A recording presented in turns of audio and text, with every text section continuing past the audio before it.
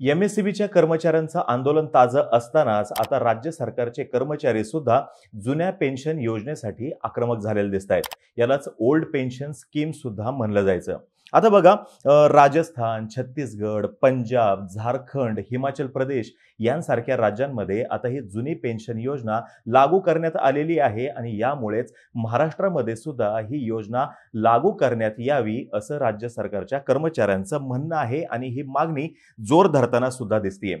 एका बाजूला अर्थतज्ञ आणि रिझर्व्ह बँक ऑफ इंडिया हे जुन्या पेन्शन योजनेच्या अंमलबजावणीबाबत सावधगिरीचा इशारा देत असताना याच मुद्द्याची दुसरी बाजू सुद्धा जाणून घेणं गरजेचं आहे आणि आज आपण सविस्तरमध्ये नेमकं हेच जाणून घेणार आहोत. आपण आज बघूयात ओल्ड पेन्शन स्कीम नेमकी आहे काय, जी नवीन पेन्शन योजना आहे ती नेमकी आहे काय तेही बघूयात. यासोबतच आपण याला विरोध का होतोय, अर्थतज्ञ काय विरोध करताना दिसत आहेत हेही बघूयात आणि कर्मचाऱ्यांची मागणी काय आहे तीही समजून घेऊयात.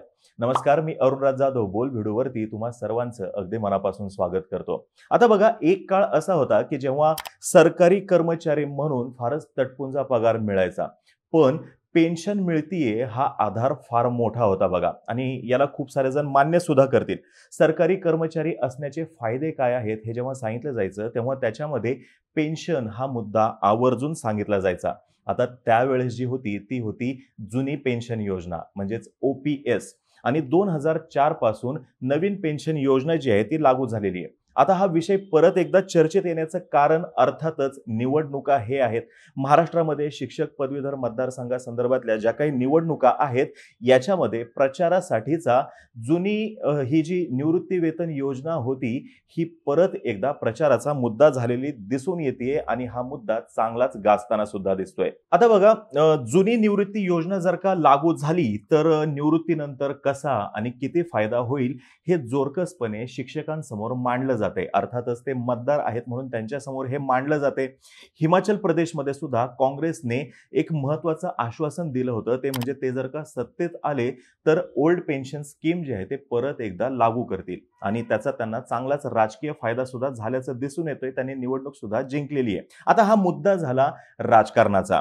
मुळामध्ये पेन्शन काय असते हे समजून घेणं गरजेचं आहे. जेव्हा कोणतीही व्यक्ती ही रिटायर होते, त्याच्याजवळ कोणतंही उत्पन्नाचं साधन नसतं, त्यावेळेस मंथली इन्कम जे त्याला काही मिळतं त्याला पेन्शन असं म्हणलेलं आहे. काम अगोदर जे केलेलं आहे त्याच्या बेसिसवरती. आता ही पेन्शन का दिली जाते?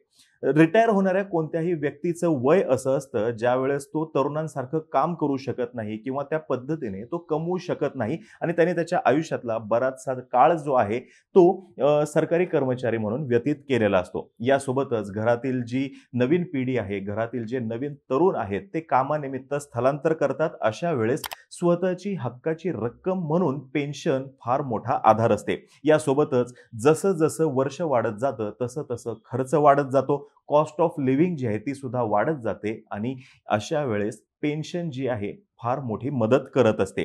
बघा, जशी जशी आरोग्य सुविधा वाढत गेलेली आहे, जसं जसं लसीकरण वगैरे ह्या गोष्टी प्रगत झालेल्या आहेत, तसं तसं माणसाचं आयुष्यमान जे आहे ते वाढलेलं आहे आणि अशा सर्व परिस्थितीमध्ये वय वाढत जात असताना, शारीरिक हालचाल मंदावलेली असताना ॲश्युअर्ड मंथली इन्कम जे आहे ते तुमच्यासाठीची डिग्निफाईड लाईफ जी आहे ते एन्श्युअर करतं आणि म्हणून पेन्शन फार गरजेची आहे आणि होती असं सांगितलं जाते. आता ओल्ड पेन्शन स्कीम आणि न्यू पेन्शन स्कीम याच्यामधला फरक सुद्धा समजून घेणं गरजेचं आहे. ओल्ड पेन्शन स्कीम नुसार निवृत्त होणारा जो कोणी कर्मचारी असेल तो त्याच्या शेवटच्या पगाराची जी काही रक्कम असेल त्याच्यापैकी 50% रक्कम पेन्शन म्हणून मिळवू शकत होता. NPS ही जी आहे न्यू पेन्शन स्कीम ही कॉन्ट्रीब्युटरी पेन्शन स्कीम आहे. म्हणजे ह्याच्यामध्ये असं आहे की तुम्ही तुमच्या पगाराची 10% रक्कम जी आहे ही कॉन्ट्रीब्युशन म्हणून द्यायची आहे पेन्शनसाठीची आणि मग त्याच्यानंतर सरकारकडून त्याच्यामध्ये 14% रक्कम जी आहे तुमच्या NPS अकाउंटला जमा केली जाते आणि हीच नवीन पेन्शन स्कीम योजना आहे. ज्यावेळेस ओल्ड पेन्शन स्कीम आपण म्हणतो तर त्याच्यासाठी सर्व सरकारी कर्मचारी जे आहेत ते इलिजिबल होते, पण आत्ताच्या नवीन पेन्शन स्कीम मध्ये अगदी अनऑर्गनाइज सेक्टर मधले कर्मचारी जे आहेत ते सुद्धा इलिजिबल आहेत. ओल्ड पेन्शन स्कीम नुसार जे उत्पन्न मिळत होतं त्याच्यावरती कोणत्याही पद्धतीचा टॅक्स लागत नव्हता आणि ही नवीन पेन्शन योजना लागू कधीपासून झालेली आहे तर 1 जानेवारी 2004 पासून लागू झालेली आहे. पण त्या आधीच्या जे कोणी ओल्ड पेन्शन स्कीमसाठीचे लाभार्थी आहेत त्यांना जर का रिटायरमेंटच्या वेळेस बेसिक सॅलरी 10,000 रुपये मिळत असेल तर ॲश्युअर्ड पेन्शन त्यांना मिळणार 5,000 रुपये अशी ती ओल्ड पेन्शन स्कीम होती. यासोबतच याच्यामध्ये अजून एक फायदा होता तो म्हणजे असा की बघा सरकारकडून वर्षातून 2 वेळा डिअरनेस अलाउन्स म्हणजे महागाई भत्ता जो आहे तो वाढवला जातो. जर का हा महागाई भत्ता 4% वाढला तर बघा पेन्शन आता 5,000 रुपयाची 5,200 रुपये प्रति महिना होणार, जो की त्यांच्यासाठी फायदा होता. कॉस्ट ऑफ लिव्हिंग जी आहे ती सातत्याने वाढत असते, महागाई वाढत असते, म्हणून ही सोय करण्यात आलेली होती. ओल्ड पेन्शन स्कीम नुसार मिनिमम पेन्शन जी सरकारकडून पेड केली जाते ती आहे 9,000 रुपयापर्यंतची आणि जास्तीत जास्त रक्कम जी आहे ती म्हणजे 62,500 रुपये. हा मी तुम्हाला पगाराचा आकडा नाही सांगते तर पेन्शन 62,500 रुपयाची. आणि हाच ऍक्च्युली मेन प्रॉब्लेम झालेला आहे आणि हा मेन प्रॉब्लेम काय क्रिएट झाला तर पेन्शनची लायबिलिटी जी आहे संपूर्ण पेन्शनची रक्कम देण्याची लायबिलिटी आहे गव्हर्नमेंटची आणि गव्हर्नमेंट समोर मोठा प्रश्न निर्माण झाला की यासाठीचा फंड नेमका कुठून उभा करायचा. बजेटमध्ये अगोदर या पेन्शनसाठीची खास तरतूद केली जायची, पण नंतरच्या काळामध्ये हे लक्षात आलं की भविष्यामध्ये हे जास्त काळ चालणार नाही, भविष्यामध्ये नेमकं काय करायचं याच्याविषयीचं सुद्धा उत्तर मिळत नव्हतं आणि मग त्याच्यातून आजच्या दिवशीची पेन्शन स्कीम जी आहे ती उभी राहिलेली दिसते. ओल्ड पेन्शन स्कीम ज्यावेळेस होती तेव्हा असं सुद्धा म्हणलं जाऊ लागलं की सध्याच्या जनरेशनच्या टॅक्स मधून पेन्शनर्स जे आहेत त्यांचे पैसे दिले जात आहेत, ज्यामुळे इंटरजनरेशनल इश्यूज सुद्धा क्रिएट झालेले दिसून येतात. ओल्ड पेन्शन स्कीम नुसार साठीचे बेनिफिट जे आहेत ते वाढत चाललेले होते, आयुष्यमान वाढत चाललेलं होतं आणि अल्टिमेटली असं होत होतं की टोटल पेन्शन जी आहे यासाठीची जी रक्कम आहे तो आकडा फुगत चाललेला होता. त्याचं उदाहरण दाखल तुम्हाला मी सांगतो. 1990-91 मध्ये पेन्शन बिल जे केंद्र सरकार देत होतं म्हणजे त्याच्यासाठी जी तरतूद होती ती होती 3,272 कोटी रुपयांची आणि राज्यांची होती 3,131 कोटी रुपयांची. पण 2020-21 येता येता केंद्र सरकारची जी तरतूद आहे पेन्शनसाठीची ती 58 पट झाली आणि ती झाली 1,90,888 कोटी रुपयांची आणि राज्यांची तर तब्बल 125 पट झाली आणि ती झाली 3,86,001 कोटी रुपयांची. म्हणजेच काय आर्थिक गणित कुठेतरी चुकायला लागलं आणि त्याच्यावरचा उतारा म्हणून न्यू पेन्शन स्कीम आली. न्यू पेन्शन स्कीम साठीची कॉस्ट कमी आहे, टॅक्स इफिशियंट आहे, फ्लेक्सिबल आहे आणि पोर्टेबल रिटायरमेंट सेव्हिंग अकाउंट सुद्धा त्या ठिकाणी आहे. याच्यामध्ये कर्मचारी आणि जो कोणी एम्प्लॉयर आहे ते दोघेही मिळून कॉन्ट्रीब्यूट करतात आणि याचं लॉजिक सोपं आहे बघा. जितकं जास्त तुम्ही कॉन्ट्रीब्युशन करणार तितकी तुमची इन्व्हेस्टमेंट जास्त होणार आणि अल्टिमेटली त्याच्यातून तुम्हाला रिटर्न्स जे आहेत ते सुद्धा जास्त मिळणार. म्हणजे जर का आजच्या दिवशी आपण म्हणलं मगाशी जर सांगितलं की 10% रक्कम जर का कॉन्ट्रीब्यूट केली जाते, तुम्ही जर का 20% जर का ती केली तर तुम्हाला रिटर्न सुद्धा त्याच पद्धतीने मिळणार. ओल्ड पेन्शन स्कीम मध्ये तसं काही नव्हतं, तुम्हाला कॉन्ट्रीब्यूट करायचं नव्हतं, पण न्यू पेन्शन स्कीम मध्ये कर्मचाऱ्याला कॉन्ट्रीब्यूट करायचं आहे आणि हाही फार महत्वाचा मुद्दा आहे. थोडक्यात आधी ज्यावेळेस ओल्ड पेन्शन स्कीम होती त्यावेळेस शेवटचा पगार जो आहे तो महत्वाचा होता. शेवटचा पगार किती रुपये आहे त्याच्या 50% रक्कम पेन्शन म्हणून मिळणारच आहे प्रति महिना. एनपीएस मध्ये तसं नाहीये, कॉन्ट्रीब्यूट किती करताय हे महत्वाचं आहे. यासोबतच या स्कीमला जॉईन करताना तुमचं वय नेमकं आहे काय ही गोष्ट या ठिकाणी मॅटर करताना दिसते. 31 ऑक्टोबर 2022 चा माझ्याकडे डेटा आहे. याच्यानुसार एनपीएस चे सबस्क्रायबर जर का आपण बघितले केंद्र सरकारचे तर 23,32,07,774 आहेत आणि राज्यांचे सबस्क्रायबर आहेत 58,99,162. कॉर्पोरेट सेक्टरमध्ये सुद्धा याचे सबस्क्रायबर आहेत ते आहेत 15,92,134 आणि जे अनऑर्गनाइज सेक्टर आहे तिथे आहेत 25,45,07,771 आणि या सगळ्यांची एकत्रित ऍसेट जी आहे एनपीएस साठीची ती आहे 7,94,870 कोटी रुपयांची. एनपीएस मध्ये टॅक्स लागतो, यासोबतच इथे टॅक्स बेनिफिट आहेत. अगोदर टॅक्स लागत नव्हता, इथे टॅक्स लागतो आणि त्याच्यावरती टॅक्स बेनिफिट हा उतारा म्हणून आहे. तरी सुद्धा सदोष अंमलबजावणी यासोबतच गुंतवणूक आणि परतावा याबाबतची असलेली अविश्वासार्हता यामुळे वस्तुस्थितीचा अभ्यास करावा आणि मगच योजना लागू करावी असं कर्मचाऱ्यांचं म्हणणं आहे. यासोबतच जी ओल्ड पेन्शन स्कीम आहे याला रिझर्व्ह बँक ऑफ इंडिया यासोबतच विद्यमान पंतप्रधान जे आहेत नरेंद्र मोदी यांचे आर्थिक सल्लागार समिती सदस्य यासोबतच अगोदरचे जे आपलं प्लॅनिंग कमिशन होतं त्याचे उपाध्यक्ष मॉन्टेग सिंग अहलुवालिया, आपले राज्याचे अगोदरचे अर्थमंत्री अजित पवार आणि विद्यमान अर्थमंत्री देवेंद्र फडणवीस यांच्याकडून विरोध होताना दिसतोय. आता या सगळ्यांचं म्हणणं काय आहे तेही समजून घेणं गरजेचं आहे. सर्वप्रथम आरबीआय विषयी सांगतो. आरबीआय नुसार ओल्ड पेन्शन स्कीममुळे राज्यांच्या तिजोरीवरती मोठं संकट निर्माण होऊन संपूर्ण देशभरात आणि राज्यांमध्ये वित्तीय तूट आवाक्याबाहेर गेल्याचं दिसू शकतं. थोडक्यात काय, चारण्याची कोंबडी आणि बारण्याचा मसाला असं आपण जे म्हणतो, म्हणजे काय, उत्पन्न कमी आणि खर्च जास्त असं होऊ शकतं. ज्यावेळेस आपण राज्य किंवा केंद्र किंवा कोणतंही राष्ट्र याच्या बजेटविषयी आपण बोलत असतो तर तिथं कसं असतं, 100 रुपये जर का उत्पन्न असेल तर 104 रुपयांपर्यंतचा खर्च केला तर ते मॅनेजेबल आहे. वरचे 4 रुपये हे मॅनेज करता येण्यासारखी गोष्ट आहे. पण जर का ते 104चं 105 व्हायला लागलं तर त्या ठिकाणी प्रॉब्लेम निर्माण व्हायला सुरू होतो आणि त्या 1 रुपयासाठी तो 1 रुपया वसूल करण्यासाठी पुढची काही वर्षे जी आहेत ती मेहनत घ्यावी लागू शकते आणि हेच मुळामध्ये प्रॉब्लेमॅटिक आहे. आणि याच्यामुळेच भरपूर वेळा जे काही ज्या वेळेस आपल्या इथं कुठल्याही निवडणुका असतात तर त्यावेळेस सवंग लोकप्रिय घोषणा करताना सुद्धा खबरदारी घ्यायला सांगितली जाते.